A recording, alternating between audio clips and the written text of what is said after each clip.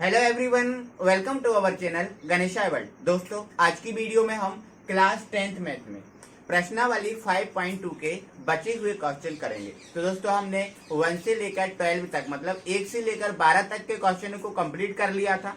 आज हमें दोस्तों क्वेश्चन नंबर 13 से स्टार्ट करना है ना। तो दोस्तों देखते हैं हमारा 13वां क्वेश्चन क्या है। तो दोस्तों, हमारा जो 13वां क्वेश्चन है 13वें नंबर का, वो कह रहा है 3 अंकों वाली कितनी संख्याएं हैं। मतलब उसने ये बोला है हमें कि जो 3 अंकों वाली हैं वो कितनी संख्याएं हैं जो 7 से विभाज्य है ना। तो सबसे पहले तो आपको 3 अंकों वाली संख्याओं का पता होना चाहिए कि 3 अंकों वाली संख्याएं क्या है। तो दोस्तों, आप सभी को पता है जो 3 अंकों वाली संख्याएं हैं वो 100 से स्टार्ट होती है। तो 3 अंकों वाली सबसे छोटी जो संख्या होती है वो 100 ही होती है, ठीक है। और ये चलती जाती हैं तो ये कहाँ तक खत्म होती हैं, तो 999, मतलब 999 जो हमारी 3 अंकों की सबसे बड़ी संख्या है, और जो 100 है वो 3 अंकों की सबसे छोटी संख्या है। तो मतलब हमें ये बताना है कि 100 से 999 तक 7 से विभाजित कितनी संख्याएं हैं। तो सबसे पहले तो दोस्तों आपको देखो कितनी संख्याएं हैं, मतलब इसमें हमें आपको किसका मान निकालना है, एन का मान फाइंड करना है। किसका मान निकालना है, एन का मान निकालना है, ठीक है।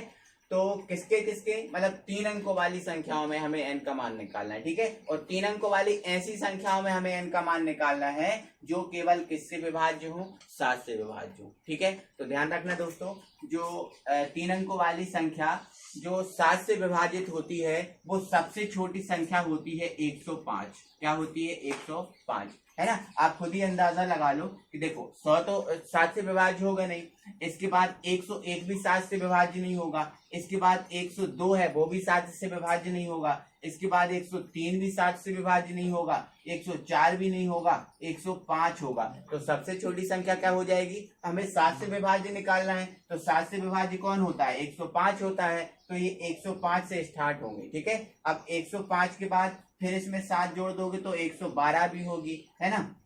फिर इसमें 7 जोड़ दोगे तो 117 भी 7 से विभाज्य होगी। फिर इसमें 7 जोड़ दोगे तो 124 भी 7 से विभाज्य होगी। तो ये डेड डेड डैश कहाँ तक चलती जाएंगी, तो ये दोस्तों चलती जाएंगी 994 तक, ठीक है। क्यों, क्योंकि जो 999 अंतिम संख्या है 3 अंकों की, लेकिन 999 7 से विभाज्य नहीं होगी, 998 भी नहीं होगी, 997 भी नहीं होगी, 96 भी नहीं होगी, 95 भी नहीं होगी, है ना। तो 994 7 से विभाज्य होगी। तो हमें यहाँ तक की संख्याओं को निकालना है। 105 से 994 तक की जो संख्याएं हैं वो 7 से विभाज्य होती हैं। तो 105 से 994 तक कितनी संख्याएं हैं वो आपको ज्ञात करना है, ठीक है। तो सबसे पहले तो आप क्या लिखोगे, इस थ्योरी को पहले जमाओगे। सबसे छोटी क्या है, 105 है 7 से विभाज्य, और सबसे बड़ी क्या है 7 से विभाज्य 994, है ना। तो सबसे पहले इसकी थ्योरी आप जमाओगे और देखो कैसे जमाना है, ठीक है। तो देखो सबसे पहले तो आप लिख लोगे हल, ठीक है। हल लिखोगे 3 अंकों 3 अंकों वाली 7 से विभाज्य सबसे छोटी संख्या 105 है, व सबसे बड़ी संख्या क्या है, 994 है, ठीक है। इतना आपने समझ लिया। अब सबसे छोटी क्या मिल गई आपको, 105, है ना। अब यहाँ पर क्या कर दोगे, अर्थात, ठीक है। अब सबसे छोटी क्या मिल गई आपको, 105 मिल गई, है ना। अब इससे बड़ी कौन सी संख्या 7 से विभाज्य होगी, तो इसमें 7 जोड़ देंगे, है ना। तो 112, फिर इसमें 7 जोड़ देंगे तो क्या हो जाएगा, 117। तो ये चलती जाएगी, कहाँ तक चलती जाएगी। अब इतना 994 तक लिखने में तो हमें बहुत समय लग जाएगा, तो हम वो नहीं लिखेंगे, ठीक है। तो हम क्या करेंगे, अंतिम संख्या को देख लेंगे जो 7 से विभाजित। तो सबसे बड़ी संख्या क्या थी, 994, है ना। तो ये हमारी एक सीरीज बन गई, ये हमारी एक समांतर श्रेणी बन गई, है ना। अब ये समांतर श्रेणी बन गई, और समांतर श्रेणी के द्वारा हम जो n है उस n का मान निकाल सकते हैं। क्यों, हमें इसमें यही तो बताना है कि कितनी संख्या है, मतलब n का मान हम निकाल सकते हैं, ठीक है ना। तो अब ये समांतर श्रेणी बन गई है, तो इसमें a का मान कितना होगा, 105, क्योंकि प्रथम पद क्या है, 105 है ना। अब d का मान क्या होगा, तो d का मान दूसरे पद में से पहले पद को घटा दो, तो 112 में से 105 को घटा दो, या 117 में से 112 को घटा दो, कैसा भी करो। तो आप क्या करोगे, 112 में से 105 को घटा दोगे तो क्या प्राप्त होगा, 7। मतलब डी का मान कितना आ गया आपका, 7 आ गया। अब आपको ये दिख रहा है कि ये कौन सा पद है, अंतिम पद, और अंतिम पद कौन सा होता है, एनवा पद होता है। क्या होता है, एनवा पद। ठीक है, तो यहाँ से आपको एन का मान कितना दिया है, 994, 994। ठीक है, कोई दिक्कत। अब आप क्या लगा दोगे, सूत्र लगा दोगे, है ना। तो अब ए एन बराबर ए प्लस एन माइनस 1 और डी, है ना। हम एक बार और लिख दे रहे हैं, यहाँ पर हमें एन का मान ज्ञात करना है तो ये हमने लिख दिया। ठीक है, ये हमने फॉर्मूला लगा दिया। अब ए एन का मान कितना है, 994, तो ये लिख दिया। अब ए का मान कितना है, 105 है, तो ये लिख दिया। एन का मान हमें तो ज्ञात ही करना है, और डी का मान कितना है, 7 है, तो ये लिख दिया। ओके, अब क्या करो, आप इसको इस तरफ ले जाओ, तो इसको इस तरफ लेके जाएंगे तो 994 माइनस का 105, ठीक है, बराबर n माइनस 1 और ये 7। अब 105 को घटा दो तो 14 में से 5 घटा देंगे, तो देखो इसको घटाएंगे, 14 में से 5 घटाएंगे तो 9 बचेगा। ठीक है, अब यहाँ पर कितना बचा है, 8 बचा है। कितना बचा है, 8 बचा है। ठीक है, यहाँ पर देखो सब्ट्रैक्ट कर रहा हूँ, 9 105। अब देखो इसमें से एक ले लिए, 14 में से 5 घटा दिए 9। अब यहाँ 8 बचा तो ये 8 रहने दो। अब यहाँ से 9 में से एक जाएगा तो ये 8, मतलब 889 आ जाएगा। कितना आ जाएगा, 889। अब 889 में ये जोड़ देंगे तो वापस से ये 94 हो जाएगा। ठीक है, तो ये क्या बचा हमारा, 889 बराबर n माइनस 1 और ये 7। ठीक है, अब क्या करो, ये 7 से कट रहा हो तो काट दो, 7 एकम 7, 7 एकम 7, एक बचा, कितना हो गया, 17 हो गया, सॉरी 18 हो गया। तो 7 दूनी क्या हो गया, 14 हो गया, 7 दूनी 14 हो गया, 4 बचा 49 हो गया, तो 7 7 49, मतलब 127। ठीक है, तो ये क्या बचा हमारा, 127, और यहाँ पर क्या बचा, n माइनस 1। हमें किसका मान निकालना है, n का मान निकालना है, तो इसको आप इस तरफ ले जाओ। ठीक है, तो ये 127 प्लस 1 बराबर क्या जाएगा, n। तो 127 में एक जोड़ दो तो क्या जाएगा, 128, है ना। मतलब आपका 3 अंकों वाली कितनी संख्याएं हैं जो 7 से विभाज्य है, तो वो कितनी संख्याएं निकाली आपने, 128। ठीक है, कितनी निकाली, 128, क्योंकि हमारा n का मान कितना आया, 128, और n के मान हमें निकालना था, और n ही क्या होती है, हमारी संख्या होती है। ठीक है, तो अंत में आप क्या लिख दोगे, अतः 3 अंकों वाली 7 से विभाज्य संख्याएं 128 हैं। क्या लिख दोगे, अतः 3 अंकों वाली 7 से विभाज्य 128 संख्याएं हैं। ठीक है, ये आपका आंसर हो जाएगा। आई होप कि आपको समझ में आ गया होगा, क्योंकि मैंने बहुत आराम से, बहुत इजी तरीके से आपको एक्सप्लेन किया है। ठीक है, चलो इसके बाद दोस्तों हम 14वां क्वेश्चन देखते हैं। चलो दोस्तों, हमारा 14वां क्वेश्चन है, देखो क्या बोल रहा है, 10 बार 250, 10 बार 250। अब हमें 10 और 250 के बीच, है ना, 10 और 250 के बीच में 4 की, मतलब किसके, जो 4 है उस 4 की कितने गुणज है। तो सीधी सी बात दोस्तों, हमें क्या करना है कि 10 और 250 के बीच ऐसी संख्याओं को निकालना है जो 4 से विभाज्य है ना। अभी हमने पिछले क्वेश्चन में 7 से विभाज्य का किया था।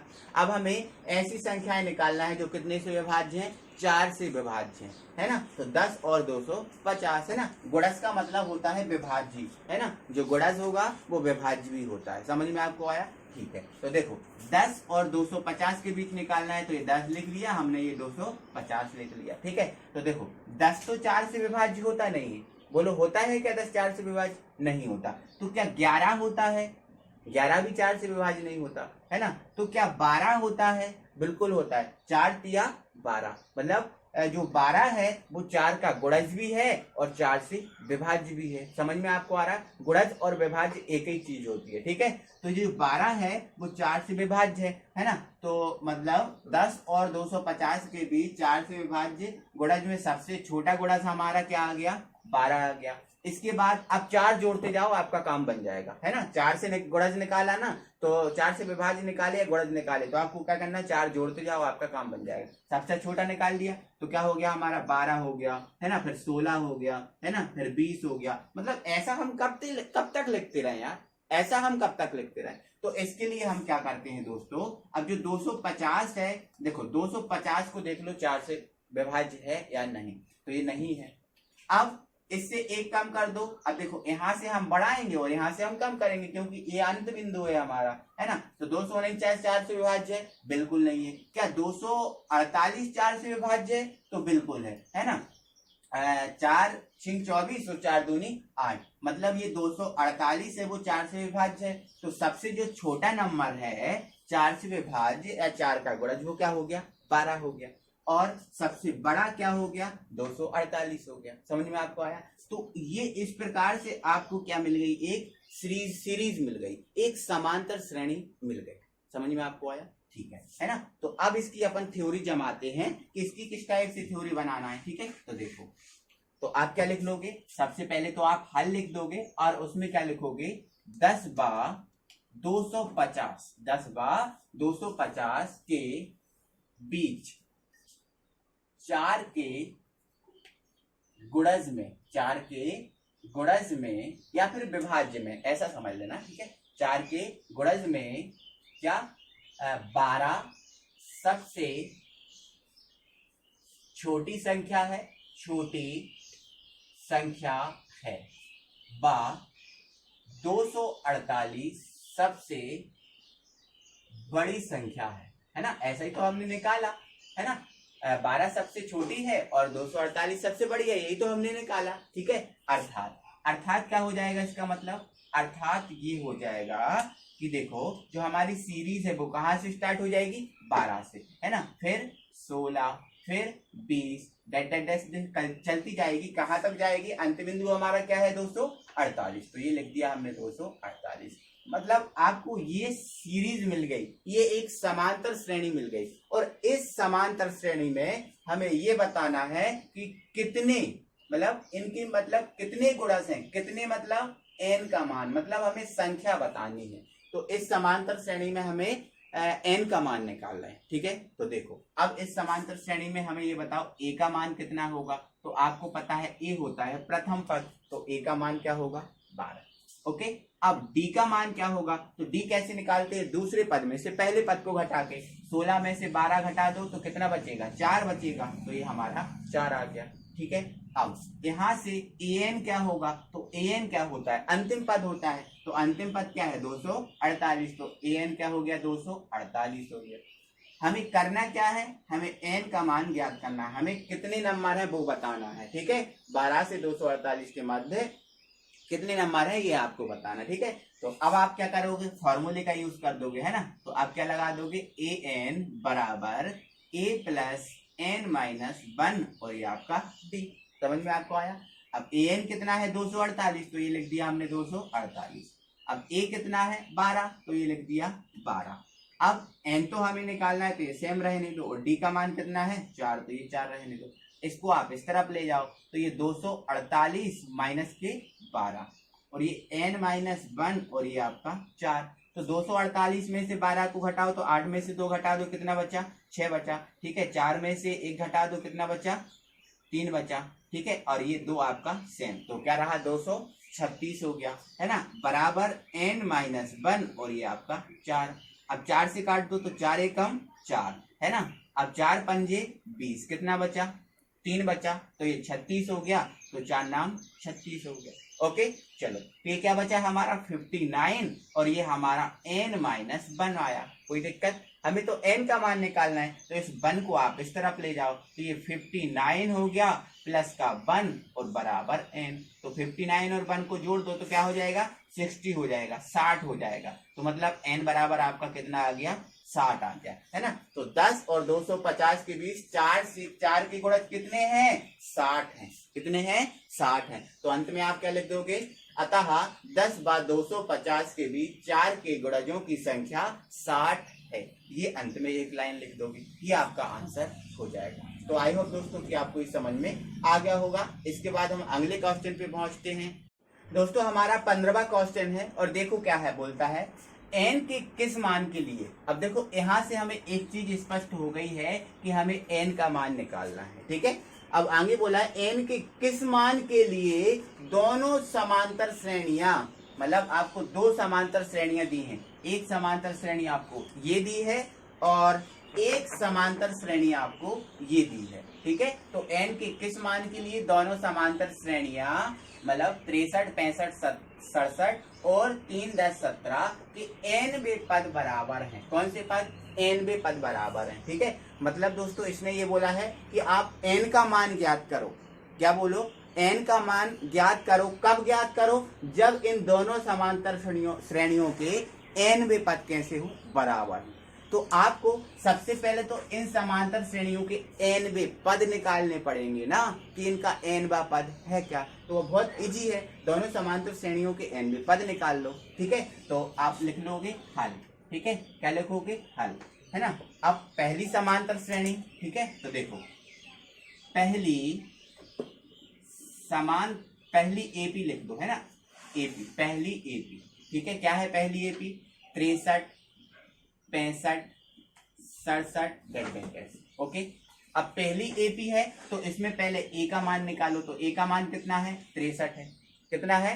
63 है। अब डी का मान, तो डी का मान कैसे निकालते हो? दूसरे पद में से पहले पद को घटा के।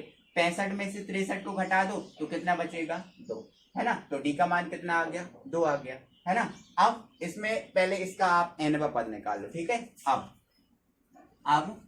n पद, तो n पद का सूत्र क्या होता है? an बराबर a प्लस n माइनस 1 और ये d। Any problem? ठीक है। तो देखो an, हमें n पद निकालना है। अब a का मान कितना है? 63, तो ये रख दिया 63 प्लस n माइनस 1। अब n माइनस 1 तो ये तो हमें निकालना है, तो ये तो सेम रहेगा। अब d का मान कितना है? 2, तो ये रख दिया हमने 2। बस इतना ही काम करो और बस छोड़ दो। इसको दे दो समीकरण नंबर 1। ये हमने किसके लिए किया? पहली समांतर श्रेणी के लिए। समझ में आपको आया? किसके लिए? पहली समांतर श्रेणी के लिए, ठीक है। अब आप क्या करो? जो दूसरी समांतर श्रेणी है उसमें n का मान निकाल लो। मतलब जो काम आपने इसमें किया है वही काम आप दूसरी समांतर श्रेणी में कर लो। क्यों? क्योंकि हमें क्या करना है? अंत में जो n वे पद है वो बराबर करना है। तो पहले हमें n वे पद पता तो हो, तो पहली का निकाल लिया, अब हम दूसरी का निकाल रहे हैं, ठीक है। तो देखो दूसरी एपी, तो दूसरी एपी क्या है? देखो 3, 10, 17, ओके। अब इस श्रेणी का ए क्या होगा? तो पहला पद मतलब 3, और डी क्या होगा? तो डी दूसरे में से पहले बता, 10 में से 3 को घटा दो, कितना बचेगा? 7 आ गया। अब n बा पद तो लिख दो। अब n बा पद, तो n बे पद का फॉर्मूला क्या होता है? an बराबर a प्लस n माइनस 1 और ये d, ओके। an तो हमें निकालना ही है। a का मान कितना है? 3, तो ये रख दो 3। अब प्लस n माइनस 1 ये सेम रहेगा, और d का मान कितना है? 7, तो ये रख दो 7। समझ में आपको आया? ये आपका समीकरण नंबर 2 हो गया। ये पहली श्रेणी का n पद हो गया और ये दूसरी श्रेणी का n पद हो गया। समझ में आपको आया? अब चाहो तो आप क्या करो? ये पहली श्रेणी का है तो इसको an1 कर दो। अब ये दूसरी श्रेणी का है तो इसको an2 कर दो, चाहो तो। नहीं तो कोई दिक्कत नहीं। ये पहली श्रेणी का है तो an1, n पद ये हो गया। अब ये दूसरी श्रेणी का है तो an2 कर दो, कोई दिक्कत है? अब आप पहुंच जाओ क्वेश्चन पे। अब क्वेश्चन ने क्या बोला है? लेकिन जो n वे पद हैं वो आपस में कैसे हैं? बराबर हैं, है ना। तो आप क्या लिख दोगे? अंत में एक लाइन लिखोगे, किंतु n वे पद बराबर हैं। n वे पद क्या है? बराबर हैं, ठीक है। n वे पद बराबर हैं, बस इतना करना है, ठीक है। अब इन दोनों को आपस में बराबर कर देना। इसका n वा पद an1 और इसका n वा पद an2, तो है ना। n वे पद बराबर है तो an1 बराबर an2। अब दोनों के बराबर है तो ये हमने क्या कर दिया? बराबर कर दिया। कोई दिक्कत है क्या? ठीक है। अब an1 का मान कितना है? ये है, तो आप रख दो 63 प्लस n माइनस 1 और ये 2 बराबर an2 का मान कितना है? ये है ना। तो 3 प्लस n माइनस 1 और ये 7। कोई दिक्कत है? कोई दिक्कत नहीं। अब आपका काम क्या है? इस 2 का इसमें अंदर मल्टीप्लाई कर दो, इसका इसमें अंदर मल्टीप्लाई कर दो, ठीक है। तो ये 63 सेम रहा, इसका अंदर मल्टीप्लाई किया तो ये क्या हो गया हमारा? 2n हो गया। इसका अंदर मल्टीप्लाई किया तो ये हो गया माइनस का 2। समझ में आपको आया? देखो 2n और ये माइनस का 2। अब ये 3 रहने दो, इसका अंदर मल्टीप्लाई करो तो ये हो गया 7n। इसका अंदर इसमें कर दो 1 में, तो ये माइनस का क्या हो गया? 7 हो गया, ओके। अब 63 में देखो 63 प्लस का है, ये माइनस का है, तो इसको घटा दो तो क्या बचेगा 61 और ये आपका 2 है। ओके, अब यहाँ पर देखो ये दो, ये प्लस का है और ये भी ये माइनस का है, तो ये बड़ा ये है तो बड़े में से घटाते हैं, तो 7 में से 3 को हटा दो तो क्या बच जाएगा माइनस का 4 और ये प्लस के 7n है, तो रहने दो, कोई दिक्कत। अब आप क्या करोगे, एक समान करोगे, मतलब बराबर में एक जैसे करोगे। अब देखो 61 अकेला है और 4 अकेला है, तो आप 4 को इस तरफ भेज दो और जो 2n है उसको आप इस तरफ भेज दो, ठीक है। तो इस तरफ जाएगा तो 61 और ये माइनस का है तो इस तरफ जाके प्लस का हो जाएगा। अब ये 7n, अब ये 2n इस तरफ आएगा तो काय का हो जाएगा माइनस का 2n हो जाएगा, क्योंकि इस तरफ का आएगा है प्लस का। तो इन दोनों को हम जोड़ देंगे तो क्या हो जाएगा हमारा 65 और ये क्या हो जाएगा हमारा 7 में से 2 सब्ट्रैक्ट हो जाएंगे तो क्या बचेगा 5n। ओके, हमें n का मान निकालना है, चलो इधर निकाल दे रहे हैं, ठीक है।